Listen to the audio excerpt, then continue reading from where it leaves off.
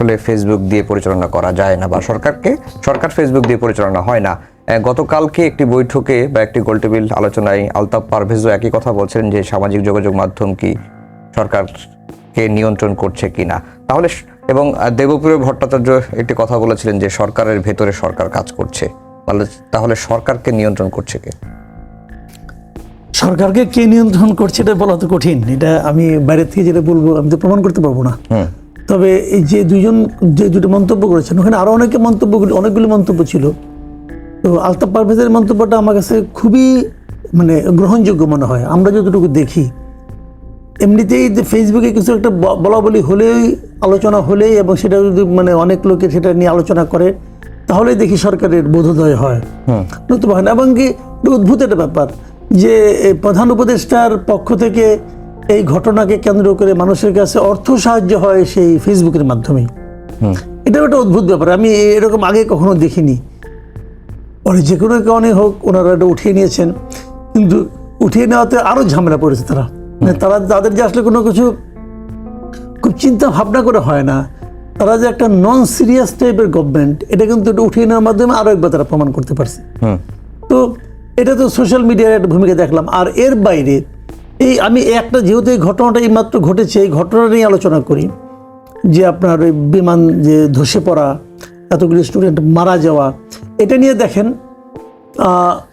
Social মিডিয়ার একজন দিকপাল আছে, প্যারিসে থাকেন, যাকে আমি পৃথিবীর একমাত্র ব্রাহ্মণ পীর বলি। সেই পীর সাহেব কিন্তু একটা স্ট্যাটাস দিয়েছিলেন যে সচিবকে সরানো দরকার, অমুক দরকার, তমুক দরকার, এবং তাই করা হয়েছে, সচিবকে সরাই দেওয়া হয়েছে। এবং সে ওখানে অশ্লীল ভাষায় অনেক কিছু বলেছেন, ওনার স্ট্যাটাসে ফেসবুকে, যে কি কারণে উনি সবাইকে থাবড়াতে চান না, কি করতে চান, মারতে চান, এগুলি। এবং ওনার ধমকে কাজ হচ্ছে। এখন এই কারণে হচ্ছে নাকি ঝড়ে বক পড়ছে নাকি কাকতালীয় ঘটনা, এটা তো আমি বলতে পারবো না। কিন্তু আমরা শুনি, নানা মুখে শুনি, যারা সরকারের মধ্যে আছেন তারাও বলেন যে আসলে ডিফেক্ট গভর্নমেন্ট নাকি সেই, এটা বলা হয়ে থাকে। এখন সত্য মিথ্যা বলতে পারবো না, কিন্তু আমরা দেখি উনি যেটা বলেন সেটা এখানে হয়। এত আপনার কি বলবো আমি, মেরুদণ্ডহীন অথবা এত সিদ্ধান্ত নিতে আপনার না পারা সরকার আমি এর আগে কখনো দেখিনি। শহীদ ভাই সরকারের মধ্যেই ছিলেন, উনি জানেন সরকারের একটা সিদ্ধান্ত কিভাবে হয়। কিন্তু ওনার অভিজ্ঞতা বলে কি না যে বাইরের একজনের ফোনে সরকার চলে, কি আজব একটা অবস্থা আমরা পড়ে গেছি হচ্ছে। এবং এটা নিয়ে তাদের কোনো লজ্জা শরম নাই, তারা বেশ করছে, ওখান থেকে থ্রেট হচ্ছে, মুখ করেন তো মুখ করেন। আবার সরকারের মধ্যে সরকার শুনি যারা উপদেষ্টা আছেন এদের মধ্যে নাকি আবার 2-3টা গ্রুপ আছে। এখন কার গ্রুপ কখন শক্তিশালী হয় এটাও বলা বড় কঠিন। এখন আবার শুনতেছি যে ওনার গ্রুপ, যেমন ধরেন আপনি যেমন বলা হচ্ছিল যে এখানে নাকি কোটা আছে, কোটা বিরোধী আন্দোলনের মাধ্যমে আসছে, অতএব এই উপদেষ্টা মণ্ডলীর মধ্যে নাকি একটা কোটা আছে। তো শিক্ষামন্ত্রী যে পদত্যাগ করবেন, এটা একজন আমাকে বেশ চ্যালেঞ্জ দিয়ে বলছিলেন যে আপনি নিশ্চিত থাকেন শিক্ষামন্ত্রী পদত্যাগ করবেন না, কারণ উনি হলেন অধিকারের কোটায় আসছেন এখানে। অধিকারের কোটা থেকে এখন অধিকার এই মুহূর্তে খুব পাওয়ারফুল আছে আর কি, অধিকারে যারা আছেন। তো এখন যেহেতু পাওয়ারফুল লোকের কোটায় উনি আছেন, কাজে ওনার কিছু হবে না, এবং কিছু হয়নি। এবং উনি বলেছেন যে আমি তো পদত্যাগ করার কোনো অভিপ্রায় নেই। ভাই, একটা লোক, সে একজন মন্ত্রী উপদেষ্টা ধরি, সে তো মন্ত্রী আসলে ভার্চুয়ালি, সে একটা ঘটনা ঘটছে দুপুরে 1টায়, সারাদিন গেল, পরের দিনে পরীক্ষা বন্ধ হবে কি হবে না এই সিদ্ধান্ত উনি জানালেন দিবাগত রাত 2:45টায়। তাও উনি জানান নাই, তাও কিন্তু উনি জানেন নাই, জানাইছে অন্য একটা মন্ত্রণালয়ের একজন উপদেষ্টার ফেসবুক পেজ। মাহফুজ আলম ফেসবুকে স্ট্যাটাস দিয়ে জানাইছেন। এখন জনগণকে কোনো সরকারের সিদ্ধান্ত জানতে হলে ফেসবুক ফলো করতে হবে মধ্যরাতের পরে।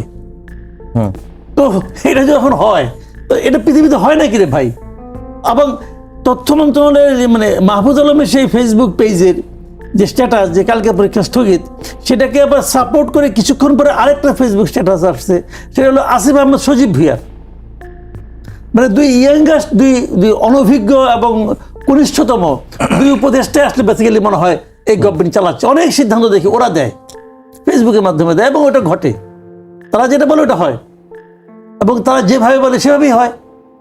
তো এখন যখন আপনি বলেন যে সরকারের মধ্যে একটা সরকার আছে, তখন আমি মাঝে মাঝে ভাবি আসলে কারা, মানে এই যে এই ইয়াং উপদেষ্টারা এরাই কি সরকারের মধ্যে সেই সরকার, নাকি ওই যে আমি আগে বললাম যে গ্রুপিং আছে যে কোটা, মানে ওরা সরকার, নাকি বাইরের থেকে যারা ফেসবুকের মাধ্যমে অর্ডার করে তারা সরকার? তো এটা আসলে বলা বড় কঠিন। তবে আমার ধারণা অধিকাংশ উপদেষ্টা বয়স্ক, তো ওনারা আসলে মানে নিজেরা হয়তো অতটা চিন্তা করার বোধহয় ওনাদের সেই সক্ষমতা নাই এখন বয়সজনিত কারণে। সেক্ষেত্রে যদি এই ধরনের কিছু একটা পেয়ে যায়, মনে করতে এটা তো ভালো, শুনতে ভালো শোনা যাচ্ছে, আবার এটা যদি না করি তাহলে আবার বাইরের থেকে কি গালাগালি করে তার তো কোনো ঠিক নাই, হয়তো গালাগালি ভয় তারা এটাও করে, এটাও হতে পারে, আমি জানি না ঠিক। জি, আবহাওয়া সমালোচনার জায়গাটা সেটি এর আগে যখন আমরা দেখেছি যে দেশে যখনই কোনো সংকট হচ্ছে রাজনৈতিক দলগুলোর সঙ্গে বৈঠক হচ্ছে, রাজনৈতিক দলগুলো প্রধান উপদেষ্টাকে নানারকম পরামর্শ দিচ্ছেন, বলছেন যে আপনি আরো কঠোর হন বা আরো শক্ত হন, কিন্তু সেই লক্ষণগুলো আমরা দেখি না কেন? বা সদিচ্ছার কোনো অভাব আছে কিনা মাসুদ কামাল ভাই?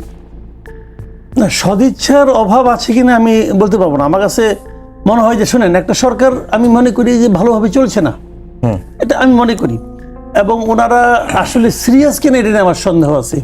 এই লোকগুলো যে একসময় ক্যাপেবল ছিল না তা কিন্তু আমি মনে করি না, কিন্তু আমি মনে করি যে কোনো কারণে হোক তাদের মধ্যে সেই সিরিয়াসনেসটা আমি দেখতে পাচ্ছি না। এটা কেন আমি বলতে পারবো না। এবং পলিটিক্যাল পার্টিগুলো আমার কাছে মনে হয় না যে তাদের যে মানে শুনেন, একটা পলিটিক্যাল পার্টি তো খালি তার দলের উপরে, দলের লোকজনই তাদের উপরে খালি মানে নির্ভর করে তা তো না। আমরা সাধারণ মানুষ যারা আছি, আমরা কিন্তু পলিটিক্যাল পার্টির দিকে তাকায় থাকি। আমরা কি আশা করি?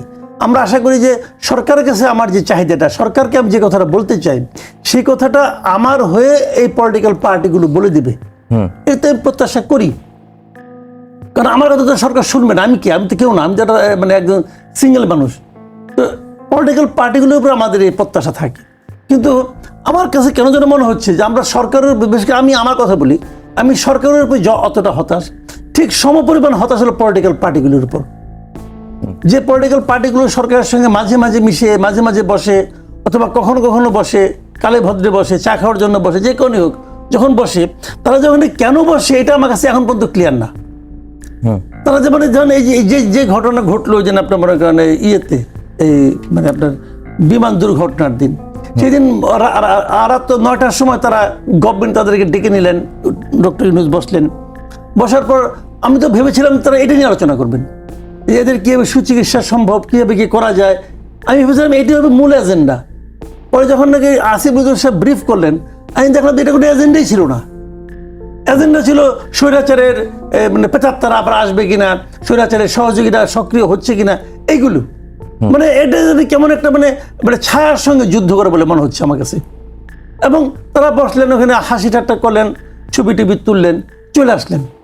তো ঠিক আছে, ওনার এটা মতলব ছিল, উনি এরকম করেন। এই হিসাবে আমাদের গত 1 বছর অভিজ্ঞতা হলো, যখন উনি মনে করেন ওনার পায়ের নিচের মাটি একটু লুজ হয়ে গেছে, তখন উনি পলিটিক্যাল পার্টিগুলিকে নিয়ে বসেন। এটা আমি দেখেছি। এটা পরের দিন দেখলাম যে আপনার এই যে সিপিবির যিনি আছেন প্রিন্স ভাই, উনি একই কথা বললেন, উনি যখন ঝামেলা পড়েন তখন আমাদেরকে ডাকেন, আবার আমরা যেটা বলে আসি ওটা শুনেন না, ওটা মানেন না, এরপর থেকে ওটা ডাকে আমরা যাবো না, উনি কিন্তু বলছেন। সিপিবির সাধারণ সম্পাদক যে কথা বললেন, আমাদের প্রথম দিন তো আমি ধরে নিচ্ছি এটা 2 ধরনের দল, একটা এ ক্যাটাগরি, একটা বি ক্যাটাগরি। কারণ উনি প্রথম দিন 5টা দলকে ডাকছেন, 4টা দলকে ডাকছেন, পরের দিন 13টা দলকে ডাকছেন। তো প্রথম দিন 5টা কেন, এই 5টাই বা কেন? তার মানে সরকার প্রধানের কাছে এই 5টাকে উনি মনে করেন এ ক্যাটাগরি দল, উনি মনে করেন এ ক্যাটাগরি, আর এগুলো বি ক্যাটাগরি উনি মনে করেন বলে আমার ধারণা। তো ভালো, উনি মনে করছেন, 2টা ভাগ করছেন, উনি খুব ভালো করছেন, ওনার বিবেচনা, ওটা নিয়ে আমার কাছে বলার নাই। কিন্তু এ ক্যাটাগরি দল যারা, তারা কিন্তু এই ধরনের কোনো মন্তব্য করলেন না। মিটিং করে বেরিয়ে গেলেন, বেরিয়ে যাওয়ার পর মানে বিএনপির লোকজন কোনো মন্তব্য, সাংবাদিক কোনো প্রশ্নেই জবাব দিলেন না। এনসিপি, যেটাকে আমি সরকারি দল বলি এখন আর কি, বলতে বাধ্য হই, তাদের আচার আচরণে, তাদের প্রতি সরকারের আচার আচরণে, তারাও কোনো কথা বললেন না। কথা বললেন কে? ইসলামী আন্দোলনের লোকটা। তো এখন তার মানে কি, আসলে বলার মতো কোনো ঘটনা নাই। বিএনপির নেতারা কোনো ভয় পাইছিল, ভয় পাইছিল এই কারণে বলতো যে কি বললেন, তখন যখন ওনারা বলতেন যে স্বৈরাচার ফ্যাসিবাদের দোষরা না আসে, তখন তো সাংবাদিকরা প্রশ্ন করতো, ভাই আপনি ওইটা নিয়ে স্টুডেন্টদের কি বললেন? কোনো জবাব নাই। এদের দিক থেকে যে বলবে যে আপনি আমাদের ডাকলেন মধ্যরাত্রে, এটা নিয়ে আলোচনা করেন, কোনো আলোচনা নাই। এখন আমার যেটা মনে হয় সেটা আমি বলি একটু, এটাকে হয়তো আপনারা খুব ছোটভাবে দেখবেন, কিন্তু তবু আমার এটা মনে হয়, জানেন, এই মিটিংটা আসলে তেমন কোনো প্রয়োজনীয় মিটিং না। এই মিটিংটা ছিল একটা ব্যক্তিগত আপনার জেদ অথবা ব্যক্তিগত অপমান করার জন্য। আমি বলি কি কারণে। এই বিএনপি 3 জন উপদেষ্টার পদত্যাগ চেয়ে আন্দোলন করছিল না? 3 জন কে ছিল? আসিফ মাহমুদ, মাহফুজ আলম এবং খলিলুর রহমান। যেদিন যারা আন্দোলন করছে তারপর থেকে এই সরকার প্রধান ডক্টর ইউনূস বিএনপির সঙ্গে যতবার 3 বার বসছে, প্রথমবার যখন বসছে পাশে এনে আসিফ মাহমুদের বসায় রাখছে। বিএনপিকে বলছে দেখো তোমরা যাদের পদত্যাগ চাও তাদের সঙ্গে বসে তোমাদের মিটিং করতে হবে। দ্বিতীয়বার যখন বিএনপির সঙ্গে তারা বসছে সেটা কবে? লন্ডনে 13 জুন। সেখানে খলিল সাহেব কিনে বসাইছে, যে উনি সবকিছু করছে কিন্তু, এবং খলিল সাহেবের সঙ্গে তাদেরকে বসতে হয়েছে। এবং আমি তখনই বলছিলাম, আমি এই অনিয়ারেই বলছি, বিভিন্ন টিভিতে বলছি, আমার নিজের চ্যানেলে বলছি, যে থার্ড যে বৈঠক হবে অবধারিতভাবে সেখানে মাহফুজ আলম থাকবে, এবং এবার তাই আনছে। মাহফুজ আলমকে এটা বসাইছে, বসাই বলছে তোমরা যেটা চাও ওইটা যে আমি কোনো পাত্তাই দিই না, প্রমাণ করো। জি, আমি মনে করি বিএনপির এখন রাজনীতিটা একটু শেখা দরকার, যে একটা অরাজনৈতিক ব্যক্তি কিভাবে তাদেরকে রাজনীতি শিখাই দিল, এটা বিএনপি যদি একটু বুঝতে পারে তাহলে মনে হয় দেশ এবং জাতির জন্য ভালো। মাসুদ কামাল ভাই, এই যে ভয়ের সংস্কৃতির কথা বলা হচ্ছে, যে এখান থেকে আসলে উত্তরণের পথটা কি? এটার উত্তরণের পথ তো আসলে অনেকগুলোই আছে ভাই, এটা তো খুব কঠিন ব্যাপার না। ভয়ের সংস্কৃতিটা যে কারণে তৈরি হয়েছে সেটা না করলেই হয়ে যায়। দেখেন, হাইকোর্টের একজন বিচারপতি, যে কোনো একজন বিচারপতি, উনি জানেন না উনি কতদিন এখানে থাকতে পারবেন। উনি জানেন, উনি 10 জন ছাত্র যে হাইকোর্টে মাঠে যে স্লোগান দেওয়া শুরু করে যে ওই বিচারপতি স্বৈরাচারের দোষর, এটা প্রতিবাদ করার অথবা থামানোর কেউ নাই। পৃথিবীর কোন দেশে হয় বলেন তো আপনি, যে স্টুডেন্ট, কয়েকজন স্টুডেন্ট, এবং সেখানে কি প্রথম দিকে দেখলাম তো এই আসিফ মাহমুদ সজীব সে ফেসবুকে স্ট্যাটাস দিয়ে বল, সে তখন উপদেষ্টা, সে উপদেষ্টা হিসেবে স্ট্যাটাস দিয়েছে তোমরা সবাই আজকে হাইকোর্টের মাঠে আসো। সবাই গেছে, বিচারকদেরকে প্রথমে বিচার কাছ থেকে সরাই দিছে, পরে সরাই দিছে। একটা জিনিস, মানে শহীদ ভাই অনেকদিন তো আপনি পড়াশোনা শিখেছিলেন, একসময় ডিসি হওয়ার জন্য মানুষের মধ্যে একটা মানে প্রতিযোগিতা হইতো, ধরাধরি হইতো, আমাকে ডিসি বানান। আর এখন যোগাযোগে দেখেন কেউ ডিসি হতে চায় না, কারণ এই সরকার তো চিরজীবন থাকবে না, এটা তো অন্তর্বর্তীকালীন সরকার, এটা তো অনন্তকালীন সরকার না। তা আমি আজকে ডিসি হয়ে যাব, 2 দিন পরে নতুন গভর্নমেন্ট আসবে, এসে বলবো তুমি তো এই করছো, ডিসি হিসেবে সরকারের এটা করছো। তোমার 2018 সালের সব ডিসিকে আপনি বাদ দিয়ে দিলেন, সব ডিসিকে। এখন তাহলে তাদের জন্য অভিশাপটা কি? 2018 শব্দটা আপনি ভাবেন, 2018 সালে একজন ডিসি উনি একটা জেলায় আছেন, প্রধানমন্ত্রী বলছে এই কাজগুলি করতে হবে, ওর বাপের ক্ষমতা আছে না করার? আছে। তাহলে তার দায়টা কি? এবং নির্বাচন যখন হয়, নির্বাচন তো এই সমস্ত গন্ডগোলগুলো কারা করছে, এটা তো বেসিক্যালি ডিসির হাতে হয়, ডিসি যে সবাইকে অর্ডার করে তোমরা এভাবে করো, এটা তো থানা পর্যায়ে হয়েছে, থানার ওসি পুলিশেরা করছে, ইউএনএ করছে। আপনি যে এক আদেশে সমস্ত ডিসিকে, সমস্ত এসপিকে বাদ দিয়ে দিলেন, আপনি জাজ করেন রে ভাই, আপনি বিচার করেন। কেউ থাকতে পারে, আমি না বলছি না কিন্তু, বাট আপনি বিচার করেন সবাইকে, আপনি এদেরকেই সন্দেহ করেন। আমি মনে করি যে সন্দেহের জন্য আপনি এগুলিকে ধরেন, যে 2018 সালে কে কতজন ওসি ছিল, কতজন ডিসি ছিল, কতজন এসপি ছিল, আপনি ধরেন, তাদের সবাইকে জাজ করেন। জাজ করা তো কোনো কঠিন ব্যাপার না, বিচার তা না, আপনি এক আদেশে সবাইকে বাদ দিয়ে দিলেন।